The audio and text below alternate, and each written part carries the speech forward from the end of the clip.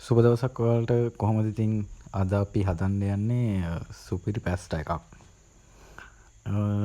බලමු අපි මේක හදාන්න කොහොමද කරන්න කියලා.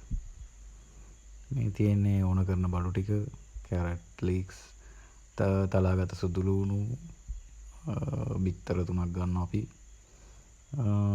ආයේ මිරිස්, කරපිංචා ඒ වගේ ටිකක් අරගන්නවා කපලා. ඉතින් අද අපි ගන්න පැස්ටා එක ටිකක් පොඩි එකක් ගන්න.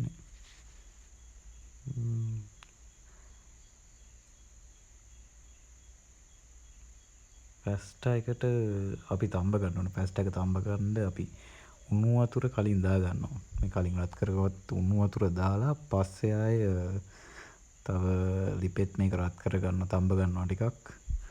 මේකට අපි මේ තම්බ ගන්න වෙලාවෙම ලුණු ටිකක් එකතු කර ගන්නවා. මේ තියෙන්නේ තම්බ ගත්ත පැස්ටා එක.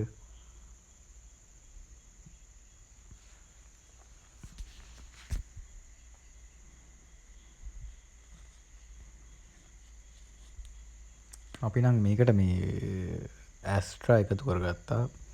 පොල් තෙල්නුත් මේක කරන්න පුළුවන්. අර දැන් අපි කලින් ලෑස්ති කරගත්තු ටික බැද ගන්නවා.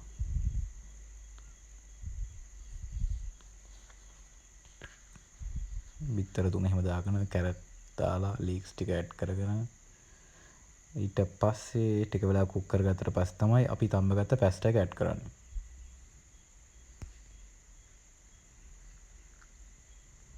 අපේ භාජනය නම් පොඩ්ඩක් මේ මදි වුණා වගේ. වල ටිකක් ලොකු භාජනයක් ගන්න. එතකොට වැඩේ ලේසි. මේ තියෙන්නේ වැඩේ ඉවරයි. ලේසි ඉක්මනට හදා ගන්න පුළුවන්. ඔයාලා හදලා බලන්න මේක.